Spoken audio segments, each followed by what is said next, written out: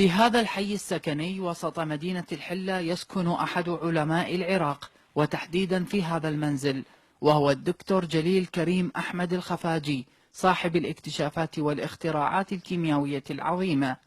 أكمل الخفاجي دراسة الدكتوراه عام 79 من القرن الماضي، وعين كباحث في المعهد المتخصص للصناعات الهندسية، وفور مباشرته سافر إلى معمل الحديد والصلب في البصرة لإيجاد حل لمشكلة تأكسد الحديد بسبب ارتفاع درجات الحرارة والرطوبة.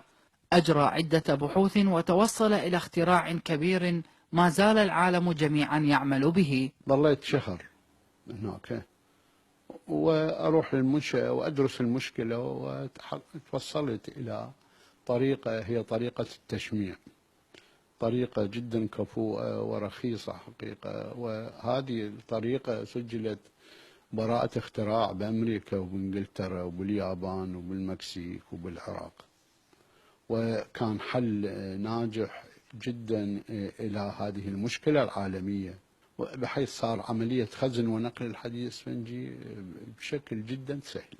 كان هذا الاختراع الأول للدكتور جليل كريم، وبعدها بأعوام اكتشف اختراع آخر، وهو استخدام الشمع في عملية كربنة الفولاذ.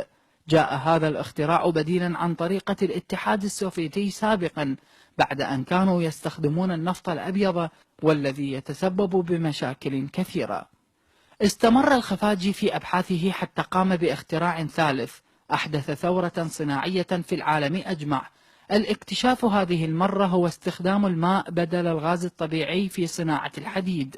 ألقى هذا البحث في عدة دول من ضمنها الولايات المتحدة وماليزيا ومصر ودول أخرى.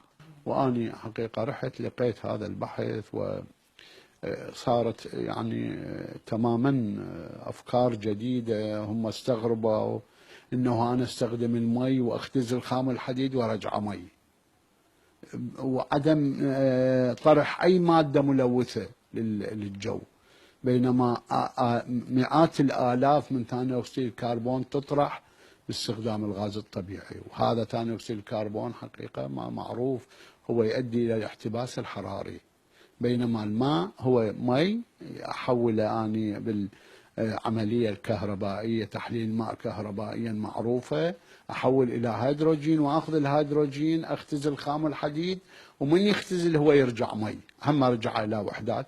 هذه الاختراعات العظيمة أبهرت الحكومة الأمريكية ودفعتها إلى تقديم عرض للعالم العراقي، وهو البقاء في أمريكا وتقديم الدعم له لإكمال أبحاثه، لكنه رفض ذلك وعاد إلى بابل ليأتي هذه المرة باكتشاف أكبر من الاكتشافات السابقة، حيث اكتشف من مادة الكلوروفيل الموجودة في النباتات علاجا واقيا لمرض السرطان الذي يسببه اليورانيوم المنظب، وسافر إلى الولايات المتحدة وأتم دراسة هذا العلاج هناك بمساعدة من الحكومة الأمريكية.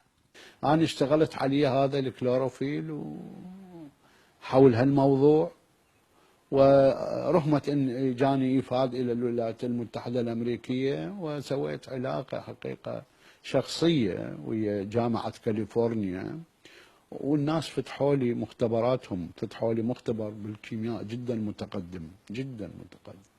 ما عندي لا كتاب من التعليم العالي ولا من السفارة العراقية هناك ولا من جامعة بابل اللي أنتمي لها، ما عندي. وطلعت النتائج بحيث أبهرت الناس هناك، الأساتذة اللي موجودين. من جانبها حكومة اليابان بعد اطلاعها على البحث المقدم من قبله والذي جاء فيه علاج وقائي للأطفال يقيهم من مرض السرطان، قدمت للخفاجي قرضا لبناء معمل للحليب الأخضر، وقيمة القرض كانت 3.5 مليار دولار، لكن الدكتور لم يجد المساعدة من أي جهة لتنفيذ هذا المشروع.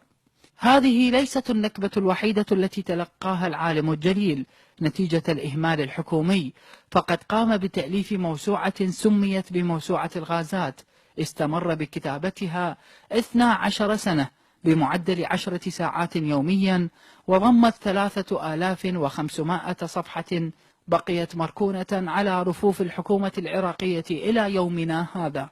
بحيث سويت موسوعة الغازات ضمت 3500 صفحة.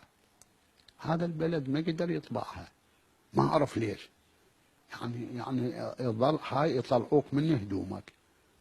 يعني ما معقوله، ما يصير هيك، ما يصير. يعني زين هذا موسوعه الغازات ملك للعراق، راح يظل هذا مثل ما انت تتبنى شغله للعالم كله احنا نكون. تالي ظليت حاير، العمر يتقدم، اخذت فلاش وانطيته الى جامعه الشارقه. يعني يظهر مو بس التهجير بالناس، حتى بالعلم هجرنا.